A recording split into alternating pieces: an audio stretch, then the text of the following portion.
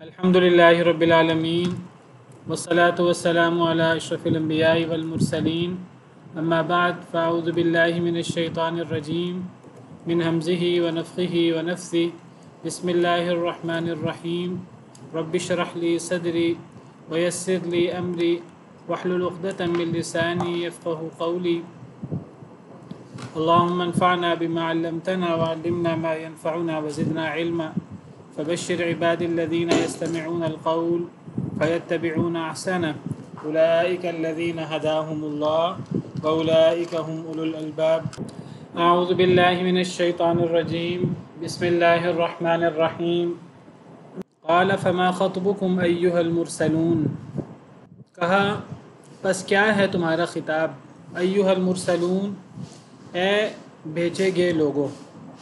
سیدنا ابراہیم علیہ السلام نے فرمایا کہ تمہارا کیا خطاب ہے، تم کیا کہتے ہو؟ خطاب قول کو، بات کو کہتے ہیں۔ تمہارا کیا خطاب ہے، تمہارا کیا قول ہے، تم کیا کہتے ہو؟ ایھا المرسلون اے المرسلون جنہیں بھیجا گیا ہے۔ بھیجا گیا کیا مطلب؟ یعنی جو بھیجے گئے ہیں اللہ کی طرف سے بھیجنے والا اللہ ہے۔ سیدنا ابراہیم علیہ السلام کو فرشتوں نے بتا دیا کہ ہم انسان نہیں ہیں، ہم کھانا نہیں کھا سکتے، فرشتے کھانا نہیں کھاتے، ہم آپ کو ایک جاننے والے ایک علیم لڑکے کی یعنی سیدنا اسحاق علیہ السلام کی اور ان کے بیٹے سیدنا یعقوب علیہ السلام کی بشارت دینے آئے ہیں۔ اور آپ ہماری بات سن کر مایوس نہ ہوں کہ میں بوڑھا ہوں، میری بیوی بانجھ ہے، تو اولاد کیسے ہو سکتی ہے؟ سیدنا ابراہیم علیہ السلام نے فرمایا کہ اللہ کی رحمت سے مایوس نا امید تو گمراہ لوگ ہوتے ہیں، میں اللہ کی رحمت سے نا امید نہیں ہوں۔ سیدنا ابراہیم علیہ السلام نے جو حیرانگی کا اظہار کیا تھا، میں نے کل ذکر کیا کہ وہ ایک وقتی ایک فوری رسپانس تھا جو سیدنا ابراہیم علیہ السلام نے دیا، اور یہ جو ایک فوری تاثر ہوتا ہے یا یہ جو فوری ایک فطری بات ہوتی ہے فوری، تو اس پر کئی دفعہ انسان کا اپنا عمل دخل بھی نہیں ہوتا، اور اس میں انسان جس طرح میں نے ذکر کیا سیدنا موسیٰ علیہ السلام، جب انہوں نے عصا ڈالا تھا تو وہ عصا سانپ بن گیا تھا، تو سیدنا موسیٰ علیہ السلام پیچھے منہ موڑ کر بھاگ نکلے، تو اللہ تعالیٰ نے فرمایا اے موسیٰ کیوں بھاگ رہے ہیں؟ رسول تو بھاگتے نہیں ہیں۔ انی لا یخاف لدی المرسلون، جب اللہ خود فرما رہے ہیں کہ رسول بھاگتے نہیں ہیں تو پھر سیدنا موسیٰ کیوں بھاگے؟ وہ تو بھاگنے سے پہلے رسول بن چکے تھے۔ اصل میں اس کی وجہ یہ ہے کہ یہ ایک فوری ایک رد عمل تھا، ایک فوری بات تھی سیدنا موسیٰ کی، اور یہ جو ایک فوری ایک چیز سرزد ہوتی ہے کئی مرتبہ، تو اس میں انسان کی انٹینشن، انسان کا بعض دفعہ ارادے کا عمل دخل نہیں ہوتا۔ سیدنا موسیٰ علیہ السلام کو جیسے ہی احساس ہوا فوراً واپس پلٹے، اور واقعی ہی جیسے اللہ نے فرمایا نبی رسول ڈرتے نہیں ہیں، اللہ کے علاوہ کسی سے نہیں ڈرتے، اور سیدنا موسیٰ علیہ السلام نبی اور رسول تھے۔ سیدنا ابراہیم علیہ السلام انہوں نے حیرانگی کا اظہار کیا، یہ صرف ایک وقتی اور فوری تاثر تھا، رد عمل تھا، اس میں کوئی باقاعدہ انٹینشن، باقاعدہ نیت شامل نہیں تھی۔ تو میں نے ذکر کیا ایسی چیز اس کا مواخذہ نہیں ہوتا، کیونکہ اس میں باقاعدہ نیت، ارادہ شامل نہیں ہوتا۔ یہ بالکل ایسے کہ جیسے کہ آپ نے ایک واقعہ سنا ہوگا، اللہ تعالیٰ صحیح حدیث ہے جس میں نبی صلی اللہ علیہ وسلم نے فرمایا اللہ کے بارے میں کہ اللہ تعالیٰ جب کوئی بندہ اللہ تعالیٰ سے توبہ کرتا ہے تو اللہ کتنے خوش ہوتے ہیں۔ مشہور واقعہ آپ نے سنا ہوا ہے کہ ایک بندہ اگر صحرا میں جا رہا ہو، اور اب صحرا لقدق صحرا ہے، نہ کوئی پینے کو پانی ہے رستے میں کہیں، نہ کوئی کھانے پینے کو کوئی چیز ہے، نہ کوئی جانور، نہ کوئی انسان، نہ کوئی چرند پرند، اس انسان کے پاس صحرا سے گزرنے کے لیے ایک اونٹ ہے، اونٹنی ہے یا اونٹ ہے، اس کے اوپر اس کا ساز و سامان ہے، پانی ہے، کھانا ہے، یہی اونٹ ہی اس کا سب کچھ ہے۔ اگر اونٹ نہ ہو تو وہ خود پار نہ کر سکے صحرا کو، اور اونٹ کے اوپر اس کا کھانا پینا بھی ہے، کھانے پینے کے بغیر وہ کچھ وقت بھی نہیں گزار سکتا۔ تو وہ اگر اونٹ کو باندھ کر کچھ دیر کے لیے سستانے کے لیے لیٹ جائے، اور جب وہ اٹھے تو دیکھے نہ اونٹ ہے، نہ اونٹ کے اوپر ساز و سامان ہے۔ اب دنیاوی اعتبار سے اب اونٹ پر ہی وہ صحرا کو پار کر سکتا تھا، اور اونٹ کے اوپر جو ساز و سامان تھا اس کا، اس ساز و سامان کے سہارے دنیاوی طور پر وہ کھانا پینا سارا اس میں موجود تھا۔ اب نہ اونٹ ہے جس پر وہ صحرا کو پار کر سکے، اونٹ تو صحرا کا جہاز ہوتا ہے، اور پھر اونٹ بڑا سامان اٹھا لیتا ہے، اور اونٹ کے اوپر ساز و سامان، کھانا پینا وہ بھی نہیں ہے، صحرا کے اندر کھائے پیے بغیر کیسے گزارا ہو۔ اب وہ ادھر اونٹ تلاش کرتا ہے، ادھر اونٹ تلاش کرتا ہے، وہ زیادہ تلاش بھی نہیں کر سکتا، جتنا تلاش کرے اتنی تھکاوٹ، اتنی پیاس، اتنی بھوک، مزید گرمی۔ تو وہ پھر تھک ہار کر درخت کے نیچے بیٹھ کر اب وہ انتظار کر رہا ہے موت کا، ایک لحاظ سے دنیاوی اسباب نہیں ہے۔ تو اسی حالت میں اس کی آنکھ لگ جاتی ہے، نیند تو کہتے ہیں سولی پر بھی آ جاتی ہے۔ تو جب اس کی آنکھ کھلتی ہے تو وہ دیکھتا ہے کہ اونٹ واپس آ چکا ہے۔ تو یہ شخص اونٹ کے واپس آنے پر کتنا خوش ہوگا؟ گویا کہ اونٹ کا واپس آنا اس کے لیے کئی لحاظ سے ایک نئی زندگی ہے۔ تو اللہ تعالیٰ فرماتے ہیں جتنا یہ شخص اونٹ کو دیکھ کر، مثال سے سمجھایا، جتنا یہ شخص اس اونٹ کو دیکھ کر، گویا کہ اسے کئی اعتبار سے نئی زندگی ملی، جتنا یہ شخص اس اونٹ کو دیکھ کر خوش ہوتا ہے، اللہ تعالیٰ اس سے زیادہ خوش ہوتے ہیں جب کوئی اللہ کا ایسا بندہ جو اللہ کا نافرمان ہو اور وہ اللہ کی طرف لوٹ آئے اور توبہ کر لے۔ اللہ کو زیادہ خوشی ہوتی ہے اس بندے سے جس کو کئی اعتبار سے نئی زندگی ملی ہے۔ نبی صلی اللہ علیہ وسلم نے حدیث مبارکہ میں فرمایا اللہ اتنے خوش ہوتے ہیں۔ اب وہ بندہ اتنا خوش ہے نئی زندگی پا کر کئی اعتبارات سے کہ وہ بندہ خوشی میں کیا کہتا ہے اے اللہ تو میرا بندہ میں تیرا رب، یعنی وہ خوشی کے مارے وہ اللہ کا شکریہ ادا کرنا چاہتا ہے، اسے نئی زندگی ملی ہے تو وہ ہڑبڑا کر خوشی کے مارے بغیر ارادے کہ اس کا ارادہ نہیں ہے، اس کے منہ سے غلط الفاظ نکل آتے ہیں، ایسے الفاظ ہیں اگر وہ ارادے سے ادا کرے تو کافر ہو جائے۔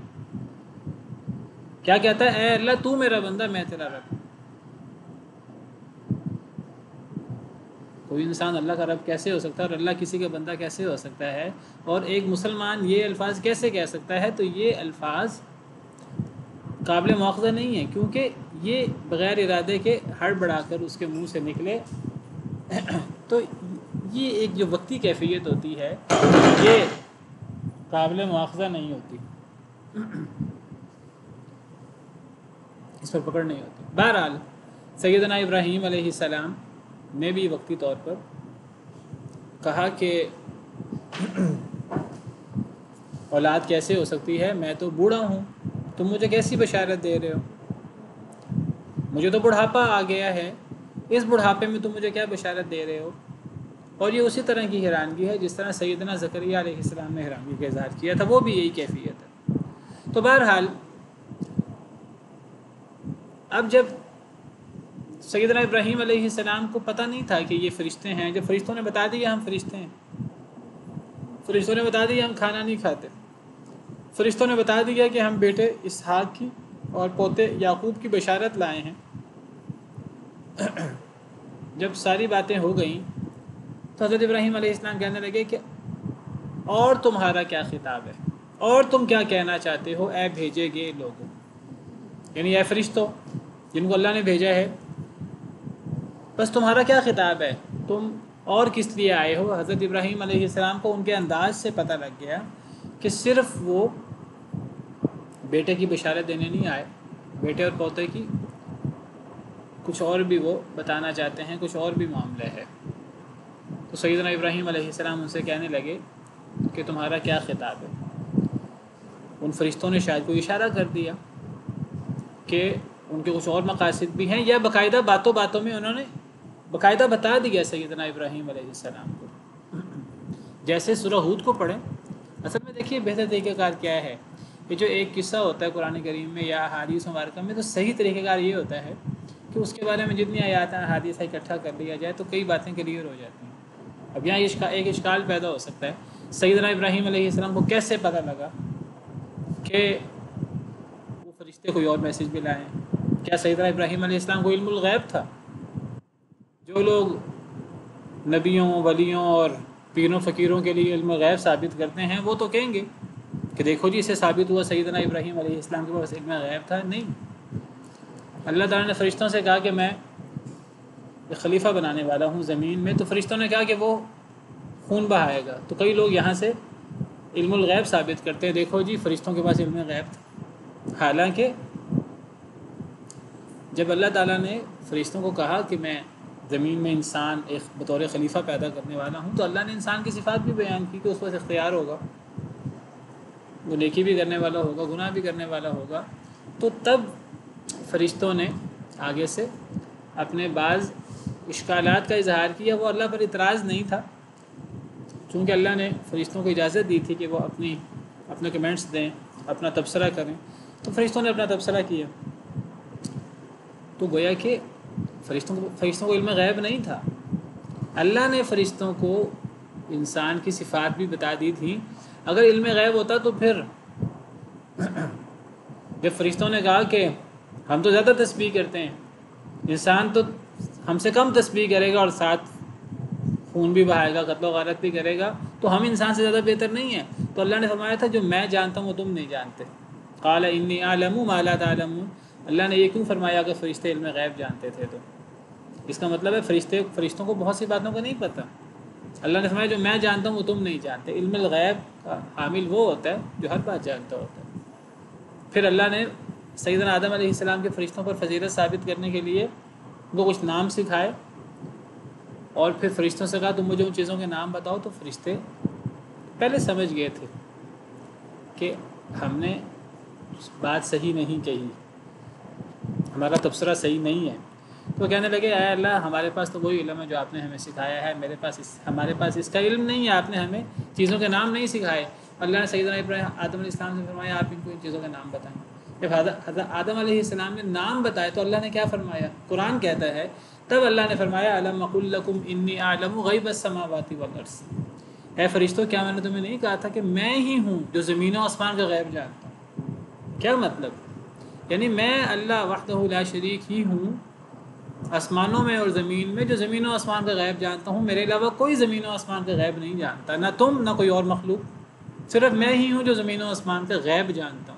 اللہ نے اپنے لیے زمین و آسمان کا غیب ثابت کیا، گویا کہ باقیوں سے زمین و آسمان کے غیب کی نفی کی۔ یہ مغالطہ جو پیدا ہو سکتا تھا، جو بہت سارے لوگ اس قسم کا مغالطہ دیتے ہیں، شبہات پیدا کرتے ہیں، اللہ نے پہلے ختم کر دیا۔ یہاں کوئی اب مغالطہ دے کہ سیدنا ابراہیم علیہ السلام کو کیسے پتہ لگا، فرشتے کچھ اور بھی کہنا چاہتے ہیں۔ فرشتوں کی باتوں کے اندر جو پہلی باتیں تھیں اس کے اندر کوئی ایسی بات تھی جس سے سیدنا ابراہیم علیہ السلام کو پتہ لگا۔ ہم سورہ ہود کو کھول کے دیکھتے ہیں، اس میں کچھ زیادہ تفصیل ہے۔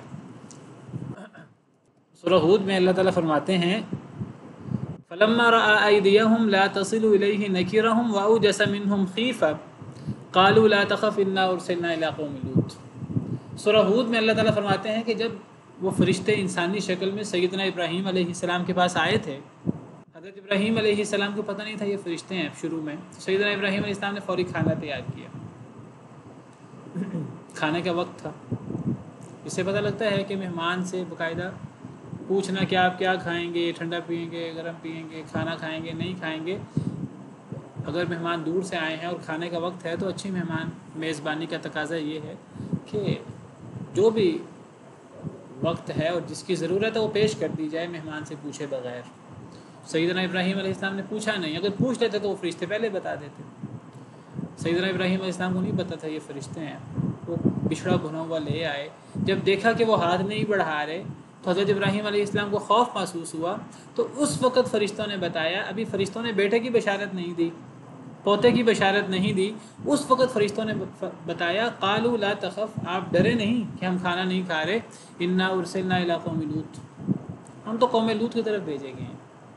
یعنی ہم فرشتے ہیں اللہ کے، اور ہم قوم لوط کی طرف جا رہے ہیں، تو فرشتوں نے باتوں میں یہ بات پہلے ہی بتا دی تھی۔ کیوں جا رہے ہیں ابھی اس کی وضاحت نہیں آئی کہ قوم لوط کی طرف کیوں جا رہے ہیں، کیا تفصیلات ہیں۔ فرشتوں نے کہا ہم تو قوم لوط کی طرف جا رہے ہیں، رستے میں آپ کے پاس رک گئے ہیں۔ اور پھر حضرت سارہ کھڑی تھی، وامرأتہ قائمۃ فضحکت، وہ ہنس پڑی، فبشرناہا باسحاق، تو اللہ فرماتے ہیں پھر ہم نے بشارت دی اسحاق کی فرشتوں کے ذریعے۔ تو یہ جو بیٹے کی بشارت کا واقعہ ہے، اس بشارت کے واقعے سے پہلے فرشتے بتا چکے ہیں کہ ہم اصل میں قوم لوط کی طرف جا رہے ہیں۔ تو گویا کہ ان آیات وغیرہ سے اور اس واقعہ سے یہ کشید کرنے کی کوشش کرنا کہ جی حضرت ابراہیم علیہ السلام کو پتہ تھا، علم الغیب تھا، اگر علم غیب ہوتا تو پھر وہ کھانا تیار ہی نہ کرتے، اگر علم غیب ہوتا تو فرشتوں سے پوچھنے کی ضرورت کیا ہے کہ آپ کا مزید کیا مقصد ہے، آپ مزید کہاں جا رہے ہیں اور وہاں جا کے کیا کرنا ہے۔ پھر حضرت ابراہیم علیہ السلام کو یہ بھی پوچھنے کی ضرورت نہیں تھی، پہلے ہی پتہ تھا۔ تو ٹھیک ہے، تو سیدنا ابراہیم علیہ السلام ہوں یا دیگر انبیاء و رسول ہوں، اللہ کے علاوہ کوئی غیب نہیں جانتا۔ جی جی، حضرت اسحاق بڑے بیٹے تھے، پہلے بیٹے تھے، اور انہی کی قربانی کا حکم دیا گیا تھا۔ اور یہی سیدنا اسماعیل علیہ السلام کی خصوصیت اور فضیلت ہے کہ انہوں نے اللہ کے حکم پر لبیک کہا، وہ آگے اللہ نے ان کی جگہ پر بچھڑا دے دیا۔ قال فما خطبکم ایھا المرسلون، تو حضرت ابراہیم علیہ السلام نے فرمایا پس تمہارا کیا خطاب ہے، تم کیا کہتے ہو، ایھا المرسلون، اے فرشتوں، اے بھیجے گئے لوگوں۔ قالوا، تو انہوں نے کہا، انا ارسلنا الی قوم مجرمین، بے شک ہم بھیجے گئے ہیں مجرم قوم کی طرف، یعنی ہم قوم لوط کی طرف بھیجے گئے ہیں۔ وہ تو پہلے ہی بتا دیا تھا انہوں نے، ان کے جرم کی وجہ سے اور ان کی گندے اعمال کی وجہ سے اور ان کے اللہ کی شدید نافرمانی کی وجہ سے ان فرشتوں کو اس قوم کی طرف بھیجا گیا تھا۔ ہم تو بھیجے گئے ہیں ایک مجرم قوم کی طرف، الا آل لوط، سوائے آل لوط کے۔ یعنی مطلب کیا ہے، مطلب یہ ہے کہ ہم ایک مجرم قوم کی طرف بھیجے گئے ہیں، یعنی اللہ کا عذاب دے کر۔ اب ہم نے اس قوم پر اللہ کا عذاب نازل کرنا ہے اللہ کے حکم سے، لیکن یہ عذاب پوری قوم لوط پہ آئے گا۔ قوم لوط یعنی حضرت لوط اور ان کی قوم، یہ ان کی طرف فرشتے بھیجے گئے۔ تو کہا ہم مجرم قوم کی طرف بھیجے گئے ہیں، یعنی جن پر اللہ کا عذاب آئے گا، لیکن وہ اللہ کا عذاب آل لوط پر نہیں آئے گا۔ یعنی لوط علیہ السلام تو خود اللہ کے نبی ہیں، ان پر کیسے عذاب آ سکتا ہے؟ اور جو آل لوط ہے، جو لوط علیہ السلام کی آل ہے، اس پر بھی عذاب نہیں آئے گا۔ آل سے مراد دیکھیں، ایک لفظ ہوتا ہے اہل اور ایک لفظ ہوتا ہے آل۔ اہل اہل بیت اور آل والے، ساتھی،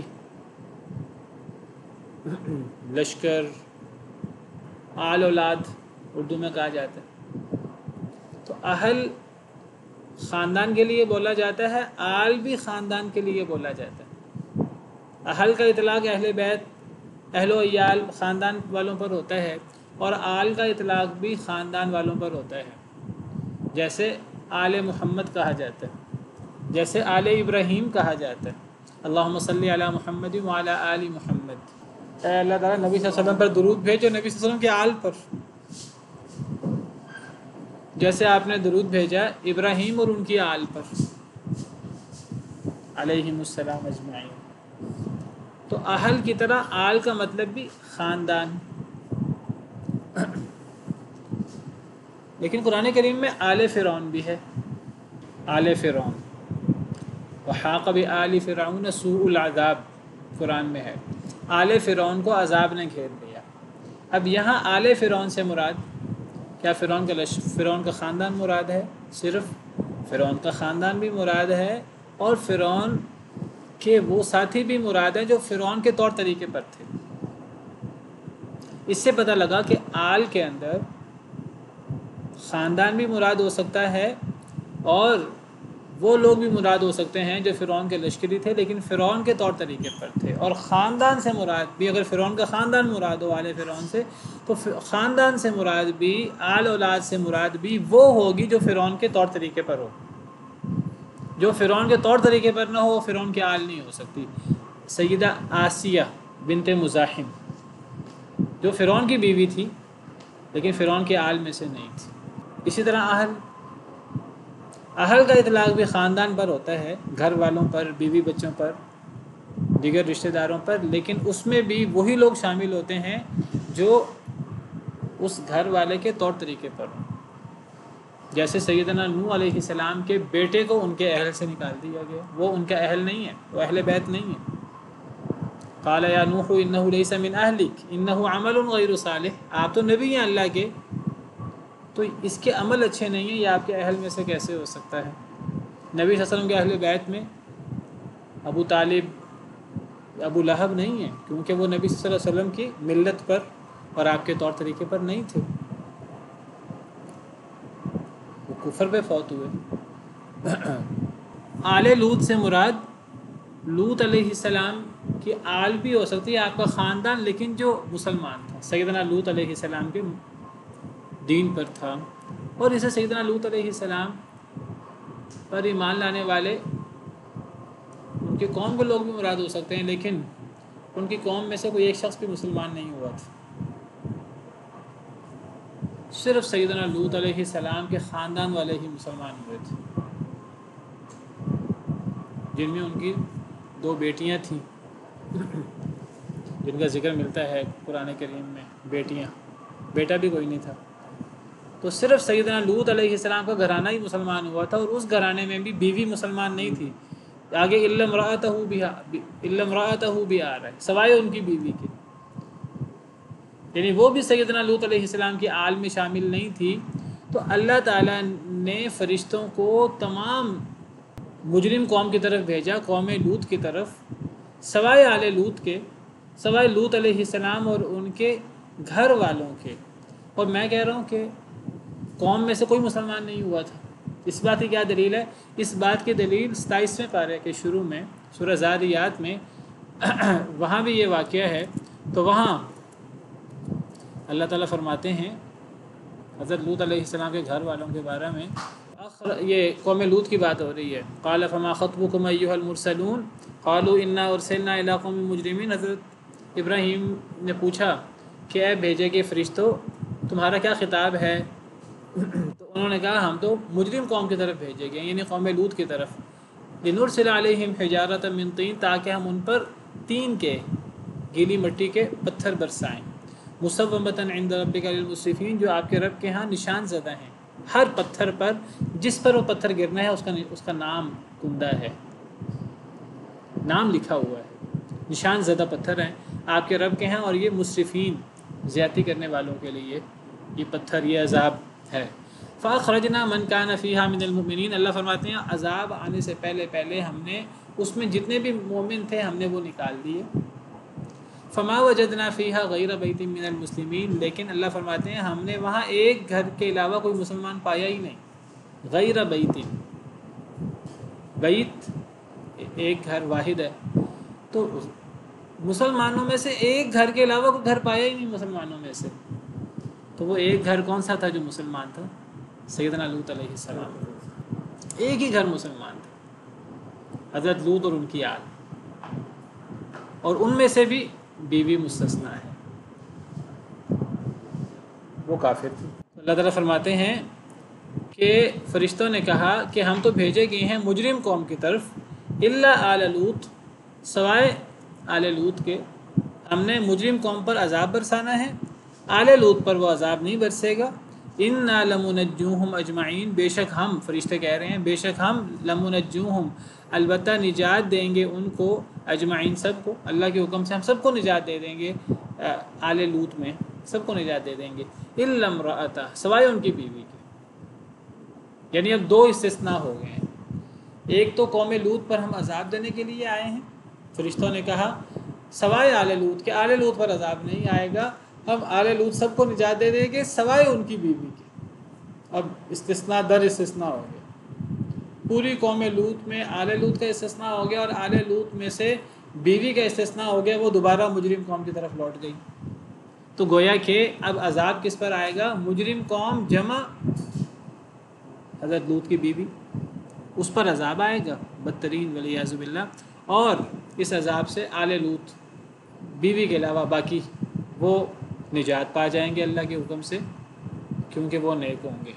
تو دیکھیے نیکی کتنا فائدہ دیتی ہے انسان کو اللہ کے حکم سے، اور دیکھیے گناہ کتنا منحوس ہوتا ہے کہ اس کی وجہ سے انسان اللہ کے عذاب، اللہ کی ناراضگی کا شکار ہوتا ہے۔ ہاں جی بیٹا شادی وغیرہ تو پہلے ہوئی ہوگی نا، نبی بننے سے پہلے۔ پتھر نشان زدہ تھے، نشان زدہ پتھر کا مطلب ہے کہ ہر پتھر کے اوپر جس پر اس پتھر نے برسنا تھا اس کا نام لکھا ہوا تھا۔ بس بیٹا یہ بتانے کے لیے کہ اللہ تعالیٰ نے کتنا سخت ان پر عذاب بھیجا، اور اللہ تعالیٰ کتنے طاقتور اور کتنے علم والے ہیں، اور کہ ہر پتھر پر جس کا نام تھا وہ پتھر اسی پر گرا، کسی اور پر نہیں گرا۔ تو اس سے اللہ تعالیٰ کی کارگزاری اور اللہ کی عظیم قدرت ثابت ہوتی ہے۔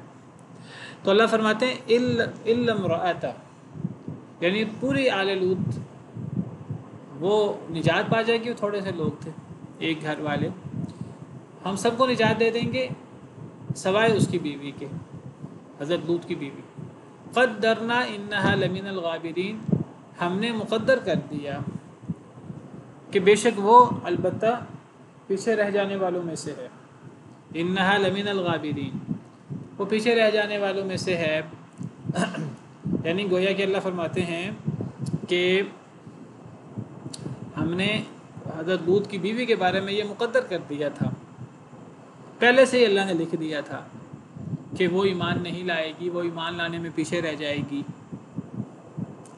یا حضرت لوط علیہ السلام کی قوم پر جب اللہ کا عذاب آیا، جب کسی قوم پر عذاب آتا ہے تو اللہ تعالیٰ کی سنت کیا ہے؟ اللہ نبی کو اور ایمان والوں کو، نبی کی آل کو، نبی پر ایمان لانے والوں کو اللہ تعالیٰ نکال دیتے ہیں وہاں سے۔ تو وہ جو حضرت لوط علیہ السلام اور ان کی آل نکلی تو ان کی بیوی پیچھے رہ گئی عذاب کا شکار ہونے والوں میں۔ یا پیچھے رہ جانے والوں سے مراد ہے کہ وہ ایمان نہیں لائی، وہ ایمان لانے کے مقابلے میں باقی قوم کی طرح پیچھے رہ گئی۔ قدرنا انہا لمن الغابرین، ہم نے اندازہ لگایا، ہم نے مقدر کر دیا اس کے بارے میں۔ اللہ فرما رہے ہیں انہا لمن الغابرین، کہ بے شک وہ البتہ پیچھے رہ جانے والوں میں سے۔ اب پھر وہی مشہور سوال، اگر اللہ نے مقدر کر دیا کہ وہ پیچھے رہ جائے گی تو پھر اس پر عذاب کیوں آیا؟ اس کا وہی جواب دیں گے جو ہمیشہ ہم جواب دیتے ہیں کہ اللہ نے مقدر کر دیا۔ ایک تو یہ تقدیر ہے، اللہ نے لکھ دیا، اپنے علم سے لکھ دیا لوح محفوظ میں، اس عورت کی تقدیر میں لکھ دیا کہ پیچھے رہ جائے گی، وہ ایمان نہیں لائے گی۔ تو یہ اللہ کا علم ہے، اللہ نے مجبور تو نہیں کیا اس کو۔ یا ہم کہیں گے اللہ کا علم ہو تو یہ تو پھر یعنی گویا کہ وہ عورت اپنے قصور کی وجہ سے پیچھے رہی، اپنے کفر کی وجہ سے پیچھے رہی۔ یا پھر ویسے تقدیر صرف اللہ کا علم نہیں ہوتا، تقدیر اللہ کا فیصلہ بھی ہوتا ہے، یہ بات یاد رکھیے۔ بعض لوگ کہتے ہیں تقدیر صرف اللہ کا علم ہے، تقدیر صرف علم نہیں ہے اللہ کا، تقدیر اللہ کا فیصلہ بھی ہے، اللہ کی کارگزاری بھی ہے۔ پھر وہی سوال، اگر یہ اللہ کی کارگزاری ہے تو پھر اس میں اگلے بندے کا کیا قصور ہوتا ہے؟ پھر سزا اس کو کیوں ملتی ہے؟ اصل میں اس کو اللہ کی فیصلہ کہنے سے مراد کیا ہوگا کہ وہ جو اللہ نے اختیار دیا تھا تمام انسانوں کو، جو اللہ نے اختیار دیا ہے، وہی اختیار لوط علیہ السلام کی بیوی کے پاس بھی تھا۔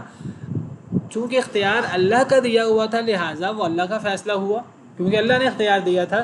لیکن اس اختیار کا اب صحیح یا غلط استعمال تو لوط علیہ السلام کی بیوی نے کیا، تو چونکہ استعمال اس اختیار کا غلط اس نے کیا ہے لہٰذا وہ قصوروار ہے۔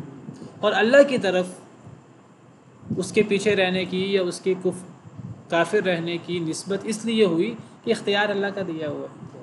اللہ کے علم میں دوسری بات اللہ کا علم بھی ہے، ایک تو اللہ کا علم ہوتی ہے، تقدیر اللہ کا علم ہوتا ہے، نمبر تو اللہ کا فیصلہ بھی ہے۔ تو فیصلہ کس معنی میں میں عام طور پہ بتاتا ہوں، دو اعتبار سے وہ اللہ کا فیصلہ بھی ہے۔ ایک اس اعتبار سے کہ وہ اللہ کا دیا ہوا اختیار ہے۔ اس انسان یا جن کو سزا کیوں ملتی؟ کیونکہ اس اختیار کا استعمال غلط وہ کرتا ہے۔ اس کی نسبت انسان کی طرف ہوتی ہے اور انسان قصوروار ہوتا ہے کیونکہ اس اختیار کا استعمال انسان نے کیا ہوتا ہے۔ اس کی نسبت اللہ کی طرف ہو سکتی ہے کیونکہ وہ اختیار اللہ کا دیا ہوا ہے، اور اس گناہ کی نسبت شیطان کی طرف بھی ہو سکتی ہے کہ شیطان نے گمراہ کیا، کیوں؟ کیونکہ شیطان نے ورگلایا ہوتا ہے۔ سمجھ آ رہی کہ نہیں آ رہی؟ ایک تو اللہ کی طرف نسبت اس لیے ہوتی ہے کہ یہ اللہ کا فیصلہ ہے، قدرنا، ہم نے مقدر کر دیا تھا کہ وہ پیچھے رہ جائے گی، اور دوسرا اللہ اس کی نسبت اپنی طرف کیوں کرتے ہیں وہ بھی میں پہلے کئی دفعہ بیان کر چکا ہوں، کون بتائے گا آپ میں سے؟ ایک تو اللہ کا دیا ہوا اختیار ہے، اس اعتبار سے اس کی نسبت اللہ کی طرف ہو جاتی ہے کہ ہم نے مقدر کیا تھا۔ دوسری چیز، ہاں اللہ کا فیصلہ، وہ تو بات ہو گئی نا، اس کی نسبت اللہ کی طرف کیوں ہوتی ہے؟ ارادہ کونیہ میں تو اللہ کا وہ اختیار ہی آ گیا نا۔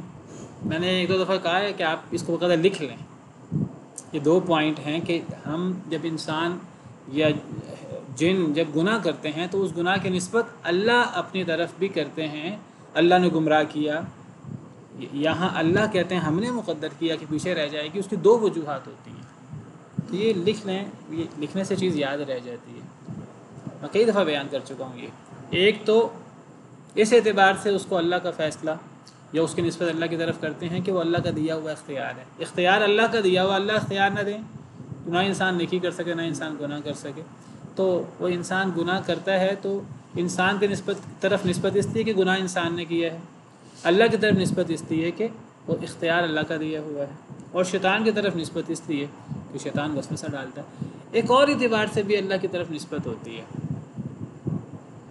گمراہی کی، انسان کے گناہ کی، وہ کس اعتبار سے ہوتی ہے؟ وہ اس اعتبار سے ہوتی ہے کہ جب ایک انسان گناہ کرتا ہے تو گناہ کو کھینچتا ہے۔ یہ جو لوط علیہ السلام کی بیوی اب جو اس موقع پر پیچھے رہی، اس موقع تک ایمان نہ لائی، اس موقع پر وہ جب حضرت لوط علیہ السلام اپنے گھر والوں کو لے کر نکلے، ساتھ بیوی کو بھی لے کر نکلے، اللہ نے فرمایا تھا کہ کوئی واپس نہ پلٹے، بیوی واپس پلٹ گئی۔ اس موقع پر بھی بیوی پیچھے رہ گئی، تو بیوی کا عمل تو تھا وہ پیچھے رہ گئی، اللہ نے بھی اسے پیچھے کر دیا۔ اللہ کہتے ہیں ہم نے مقدر کر دیا وہ پیچھے رہ جائے، اللہ نے کیوں اس کو پیچھے رکھ دیا؟ اس موقع پر بھی وہ ایمان نہ لائی، اس لیے کہ اس کے پچھلے اعمال کی وجہ سے وہ جو پوری زندگی پہلے بار بار موقع آئے اس کی زندگی میں کہ وہ سیدنا لوط علیہ السلام پر ایمان لے آتی، وہ اللہ سے توبہ کر لیتی، لیکن بار بار موقع ملنے کے باوجود جب اس نے اپنی اصلاح نہیں کی تو پھر اس کے پرانے گناہوں کی وجہ سے اللہ نے ہی اس کے لیے یہ مقدر کر دیا کہ اب وہ ایمان نہ لائے، اور اگر وہ عذاب سے پہلے ایمان لے آتی اس موقع پر بھی تو اللہ اس کو تب بھی معاف کر دیتے، لیکن اس کو توفیق کیوں نہ ملی، اور اس نے اس موقع پر بھی اسلام قبول نہ کیا عذاب سے پہلے اپنے پچھلے گناہوں کی وجہ سے۔ کیونکہ انسان جیسا عمل کرتا ہے، نیک عمل کرتا ہے تو اس کے لیے نیکیاں آسان ہو جاتی ہیں، اگر ایک انسان گناہ پر گناہ کرتا رہتا ہے تو اس کے لیے آگے گناہ کرنا آسان ہو جاتا ہے، اور یہ اللہ کی طرف سے ہوتا ہے۔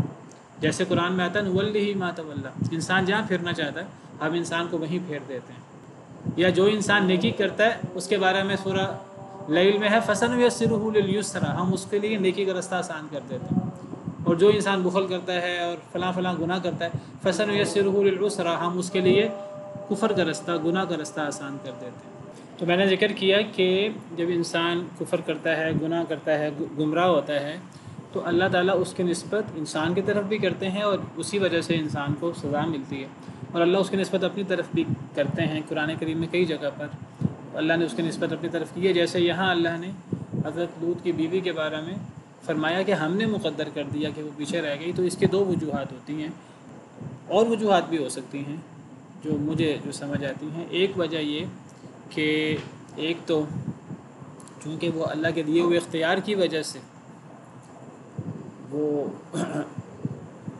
مکلف اس کو اختیار کرتا ہے، اس اعتبار سے اس غلط اختیار جو مکلف غلط اختیار کرتا ہے اس کی نسبت اللہ کی طرف بھی ہو جاتی ہے کیونکہ اختیار اللہ نے دیا۔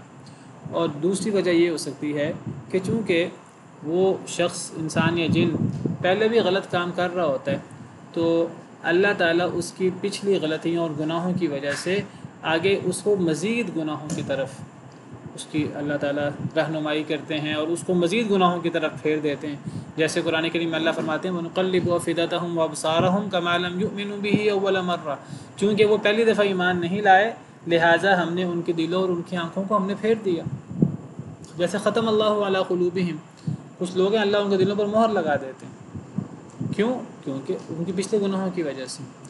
سوال ہے آن لائن، ایک ہمارے اسٹوڈنٹ ہیں نعمان صاحب، ان کا ایک سوال ہے کہ اللہ اسے ہدایت پہ تو دے سکتے تھے، اللہ نے اسے ہدایت کیوں نہیں دی؟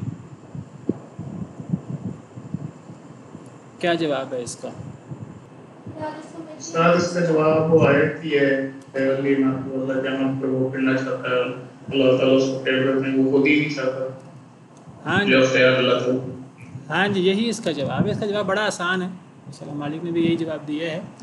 اس کا جواب یہی ہے کہ ہدایت اسے ملتی ہے جو ہدایت حاصل کرنا چاہتا ہے. دیکھیں ایک شخص ہدایت حاصل کرنا چاہتا ہے لیکن اسے موقع نہیں مل رہا. وہ ہدایت حاصل کرنا چاہتا ہے، وہ دین سیکھنا چاہتا ہے، دین سیکھنے کا موقع نہیں ہے اس کے پاس، علم نہیں ہے، موقع نہیں ہے. وہ چاہتا ہے ایسے شخص کو تو ہدایت مل سکتی ہے، اللہ اس کو موقع بنا دے. لیکن ایک شخص کے پاس سینکڑوں موقع ملے ہدایت، وہ ہدایت حاصل نہیں کرنا چاہتا. اب ہم کہیں کہ اللہ تعالیٰ اسے ہدایت دے دیتا، تو پھر میں سوال کرتا ہوں کہ پھر یہ مہربانی صرف حضرت لوط کی بیوی کے ساتھ ہی کیوں ہونی چاہیے تھی کہ اسے اللہ ہدایت دے دیتا؟ پھر فرعون کو بھی اللہ ہدایت دے دیتا. جب فرعون نے تو باقاعدہ کلمہ بھی پڑھ لیا تھا مرتے وقت، تو اللہ اسے بھی ہدایت دے دیتا. پھر فرعون سے آگے بڑھ کر شیطان کو بھی اللہ ہدایت دے دیتے، اللہ شیطان کو ہدایت دے دے. شیطان بھی تو جب کسی کو سجدہ کرتے دیکھتا ہے تو حدیث مبارکہ میں آتا ہے کہ شیطان روتا ہے کہ مجھے اللہ نے سجدے کا حکم دیا تو میں نے سجدہ نہیں کیا اور میرے لیے آ گیا، اور اس اپنے بندے کو اللہ نے سجدہ کا حکم دیا اور یہ سجدہ کرتا ہے اور اس کے لیے جنت ہے، تو میں نے کیوں سجدے سے انکار کیا؟ تو اللہ شیطان کو بھی ہدایت دے دے. تو وہی بات ہے کہ ہدایت اس کو ملتی ہے جو ہدایت کا طالب ہوتا ہے. اگر اللہ ایک شخص ہدایت کا طالب ہی نہیں ہے، اللہ اسے ہدایت دے دے تو سارا جو اللہ کا بنایا ہوا سسٹم ہے اس پر الزام آتا ہے، ایک اعتراض آتا ہے. کیا اللہ نے جو اختیار دیا ہے، پھر اللہ نے اختیار تو پھر ختم ہو گیا نا، امتحان بھی ختم ہو گیا. اگر ایک شخص کے ہر قسم کے گناہوں کے باوجود اور اللہ کے ساتھ وہ مقابلہ کر رہا ہے اور وہ سرکشی کر رہا ہے، طغیانی کر رہا ہے اور وہ ہدایت حاصل نہیں کرنا چاہتا، اللہ پھر بھی بدو بدی اس کو ہدایت دے دیں. جیسے بعض ہم لوگوں میں سے کسی کے دل میں آتا ہے کہ اللہ ہدایت دے دیتا ابو جہل کو، ابو طالب کو. بھئی وہ چاہتے ہی نہیں تھے تو اللہ کیسے ہدایت دے دے؟ اگر اللہ ہدایت دے دے پھر اللہ کا اصول ٹوٹ جاتا ہے اختیار والا. تو اللہ تعالیٰ عدل کرنے والے ہیں اور اللہ انصاف کرنے والے ہیں، اور جب اللہ نے اختیار دیا ہے تو اس اختیار کا مطلب یہ ہے جو ہدایت چاہے گا اسے ہدایت ملے گی، اور جو چاہے گا اسے لازماً ملے گی. یہ بات بھی یاد رکھیے. ایک بندہ ہدایت چاہتا ہو، حالات نہ ہوں، اللہ کے لیے کوئی مشکل نہیں ہے. اللہ اس کے لیے کسی طرح حالات پیدا کر دیں گے. نجاشی ہے، وہ کیسے اس کو ہدایت مل گئی؟ اکیلا ہے، اتنا دور ہے. سیدنا سلمان فارسی کہاں کہاں سے بھٹکتے بھٹکتے مدینے پہنچ گئے اور نبی صلی اللہ علیہ وسلم کے جلیل القدر صحابی بنے. سیدنا بلال حبشہ کے، حضرت زید بن حارثہ. تو جو ہدایت چاہتا ہے اسے ہدایت ملتی ہے، جو ہدایت نہیں چاہتا اسے نہیں ملتی. اللہ ضرور ہدایت دیتے اگر یہ ہدایت چاہتی ہوتی، تو یہ چاہتی نہیں تھی تو اللہ نے ہدایت نہیں دی. تو ہم نے مقدر کر دیا کہ وہ پیچھے رہ جائے، اور پیچھے رہ جانے والوں میں سے وہ ہو گئی. فلما جاء آل لوط المرسلون، پس جب آئے لوط. اب یہ ساری باتیں جو پیچھے ہم پڑھ رہے ہیں یہ سیدنا ابراہیم علیہ السلام کے پاس ہو رہی ہیں. اب یہ جو فرشتے ہیں یہ لوط علیہ السلام کے پاس پہنچ گئے ہیں باقاعدہ عملاً. پہلے تو وہ خبر دے دیتے حضرت ابراہیم علیہ السلام کو کہ ایک تو ہم آپ کو بیٹے کی بشارت دینے آئے ہیں، ہم فرشتے ہیں کھانا نہیں کھا سکتے، ہم آپ کو بیٹے کی بشارت دینے آئے ہیں اور ہم قوم لوط کی طرف جا رہے ہیں. اب فلما جاء، پس جب آگے آل لوط، لوط علیہ السلام کے آل کے پاس، یعنی لوط علیہ السلام اور ان کے گھر والوں کے پاس آگے المرسلون، بھیجے گئے فرشتے. اب فرشتے حضرت لوط علیہ السلام کے گھر پہنچ کے اور فرشتے وہی انسانی شکل میں ہیں، خوبصورت لڑکوں کی شکل میں، جس کی وجہ سے سیدنا ابراہیم علیہ السلام نے انہیں نہیں پہچانا تھا۔ قال انکم قوم منکرون، کہا کس نے؟ لوط علیہ السلام نے۔ انکم قوم منکرون، بے شک تم ایسی قوم ہو جو منکر ہے، یعنی اجنبی قوم ہو، یعنی میں تمہیں نہیں جانتا۔ حضرت لوط علیہ السلام کے وہ مہمان تھے، اور حضرت لوط علیہ السلام اور اللہ کے تمام انبیاء کرام علیہ السلام وہ بڑے زبردست میزبان ہوتے ہیں، لیکن سیدنا لوط علیہ السلام ان مہمانوں کو دیکھ کر خوش نہیں ہوئے، پریشان ہوئے، اور کہا کہ میں تو تمہیں جانتا نہیں، تم کون ہو۔ دوسری جگہ پر ہے سورہ ہود میں کہ حضرت لوط علیہ السلام نے کہا قال ھذا یوم عصیب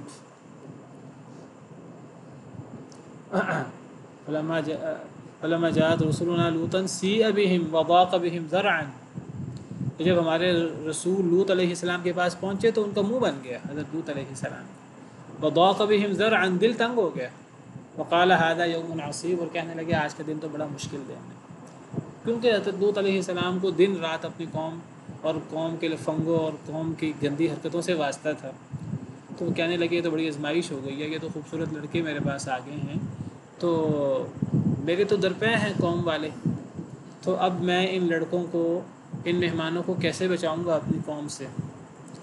تو حضرت لوط علیہ السلام نے کہا کہ تم تو اجنبی لوگ ہو، میں تمہیں جانتا نہیں ہوں، تم کون ہو؟ قالوا بل جئناک بما كانوا فيه يمترون، انہوں نے کہا بلکہ ہم تو لائے ہیں آپ کے پاس اے لوط، بما، وہ چیز جو کانو، وہ ہیں، فیہ، جس کے بارے میں یمترون، شک کرتے۔ انہوں نے کہا اے لوط ہم تو آپ کے پاس وہ چیز لائے ہیں جس میں یہ قوم شک کرتی ہے، آپ کی قوم شک کرتی ہے۔ وَأَتَيْنَاكَ بِالْحَقِّ وَإِنَّا لَصَادِقُونَ، اور ہم لائے ہیں آپ کے پاس حق، یا ہم آئے ہیں آپ کے پاس حق کے ساتھ، وَإِنَّا لَصَادِقُونَ، اور بے شک ہم البتہ سچے ہیں۔ یعنی فرشتوں نے کہا کہ اے لوط ہم آپ کے پاس وہ چیز لائے ہیں جس کا آپ کی قوم شک کرتی ہے، جس میں، اور ہم، وہ کیا چیز ہے جس میں آپ کی قوم شک کرتی ہے؟ وہ حق ہے جو ہم آپ کے پاس لائے ہیں، اور آپ کی قوم اس میں شک کرتی ہے، آپ کو شک نہیں ہے اس میں، آپ پر ایمان والوں کو اس میں شک نہیں ہے، وہ ہے یقین، ہے بالکل حق چیز، ہم سچ بول رہے ہیں کہ ہم حق لائے ہیں اور وہ حق چیز ہے، لیکن آپ کی قوم اس پہ شک کرتی ہے۔ یعنی کیا مراد ہے یہاں حق سے؟ ہم آپ کے پاس حق لائے ہیں، اور کیا مراد ہے کہ ہم آپ کے پاس وہ چیز لائے ہیں کہ جس پر آپ کی قوم شک کرتی ہے؟ اس سے مراد اللہ کا عذاب ہے۔ انہوں نے کہا ہم آپ کے پاس اللہ کا عذاب لائے ہیں، آپ کے پاس آپ کی قوم کے لیے اللہ کا عذاب لائے ہیں، ہم اللہ کا عذاب لے کر آئے ہیں، اور یہ بالکل حق ہے، اور ہم اس بات میں حق میں سچ بول رہے ہیں۔ سیدنا لوط علیہ السلام کب سے اللہ سے مدد مانگ رہے تھے؟ اللہ کے فیصلے ہوتے ہیں جب اللہ کی مدد آنی ہوتی ہے۔ انہوں نے کہا ہم جو کہہ رہے ہیں ہم بالکل سچ ہیں، اب اللہ کی مدد آ گئی ہے، اب حق آ گیا ہے، جس میں آپ کی مدد ہوگی، قوم پر عذاب آئے گا، اور آپ کی قوم اس میں شک کرتی ہے۔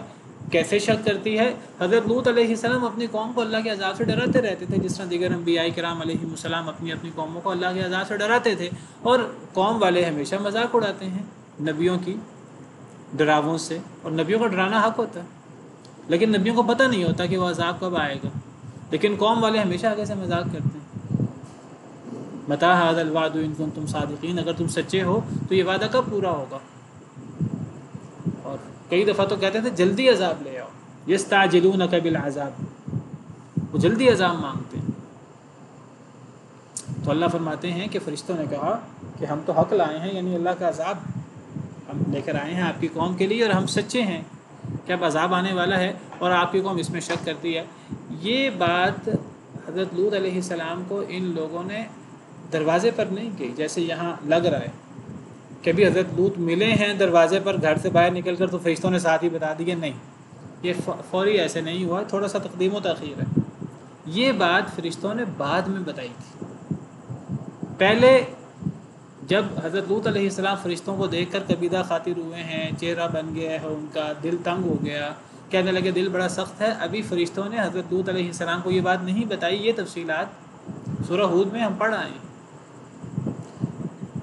یہ بات حضرت جب قوم والے آ گئے کہ حضرت لوط کے پاس مہمان آئے ہیں، قوم کو کس نے بتایا؟ قوم کو حضرت لوط کی بیوی نے بتایا، وہ یہی تو کام کرتی تھی۔ ابھی تک حضرت لوط کو نہیں پتہ تھا یہ کون ہے، اور حضرت لوط کی بیوی کو بھی نہیں پتہ تھا یہ کون ہے۔ وہ ان کو انسان سمجھتی تھی، حضرت لوط بھی انہیں انسان سمجھتے تھے۔ وہ تو جب قوم والے دوڑتے آئے، ابھی آگے آ رہا ہے، اور انہوں نے کہا کہ انہیں ہمارے حوالے کرو، ابھی تک حضرت لوط کو نہیں پتہ۔ اور حضرت لوط آگے دیکھیں کیا کیا کیسے پاپڑ بیلتے ہیں، اور کیسے حضرت لوط علیہ السلام کوشش کرتے ہیں کہ اپنے مہمانوں کو اپنی قوم والوں سے بچا سکیں، لیکن ان کے پاس کوئی حل نہیں ہے۔ پھر آگے جا کر فرشتے بتاتے ہیں حضرت لوط علیہ السلام کو کہ ہم تو اللہ کے فرشتے ہیں۔ تو یہ کلام میں کچھ تقدیم و تاخیر ہے۔ تو یہ جو حضرت لوط علیہ السلام کو فرشتوں نے بتایا کہ ہم تو اللہ کا عذاب لائے ہیں، یہ معاملہ ملاقات کے ساتھ ہی نہیں ہوا، تھوڑی سی تقدیم و تاخیر ہے۔ بعد میں انہوں نے بتایا، یہاں اللہ نے پہلے ذکر کر دیا۔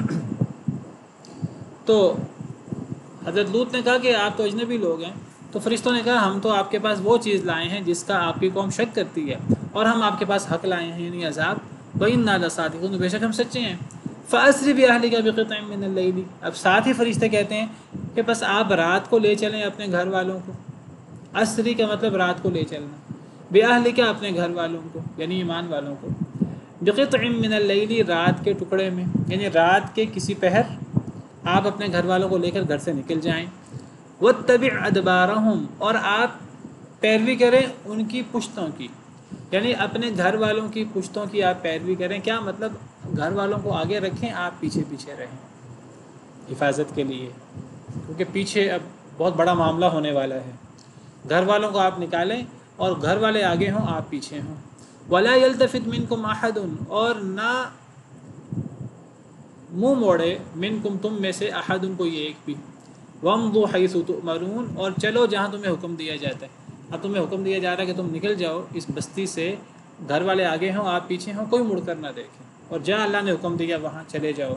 اب یہ ساری باتیں یہ فوری ملاقات کے شروع میں نہیں ہوئی، یہ ساری باتیں بعد میں ہوئی ہیں، لیکن تقدیم و تاخیر ہے کلام میں کچھ۔ وَقَضَيْنَا إِلَيْهِ ذَلِكَ الْأَمْرَ، ہم نے فیصلہ کیا اس کی طرف، حضرت لوط کی طرف، ذَلِكَ الْأَمْرَ، یہ بات وہی کی حضرت لوط کی طرف، أَنَّ دَابِرَ هَؤُلَاءِ مَقْطُوعٌ مُصْبِحِينَ، کہ جڑ ان لوگوں کی کاٹ دی جائے گی صبح کے وقت۔ یہ بات بھی بتا دی اللہ نے حضرت لوط کو، لیکن یہ بات بھی حضرت لوط کو بعد میں پتہ لگی۔ اللہ کہتے ہیں ہم نے حضرت لوط کو بتا دیا، فیصلہ وہی کر دی کہ ان لوگوں کی جڑ، آپ کی قوم کی جڑ کاٹ دی جائے گی صبح کے وقت، یعنی صبح کے وقت عذاب آئے گا۔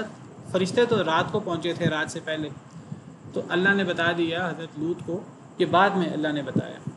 اب آگے جو ہے نا آیت نمبر 67 سے، اب جب حضرت لوط کے پاس وہ فرشتے آئے، یہ شروع کا واقعہ ہے، جب ابھی حضرت لوط کو پتہ نہیں تھا کہ یہ فرشتے ہیں، تو وجاء اہل المدینۃ یستبشرون، شہر والے خوشیاں مناتے آئے۔ تو یہ سارا واقعہ فرشتوں کے بتانے سے پہلے ہے، تو یہ انشاءاللہ ہم کل پڑھیں گے۔ آج اسی پر بس کرتے ہیں۔ سبحان ربک رب العزت عما یصفون وسلام علی المرسلین والحمد للہ رب العالمین۔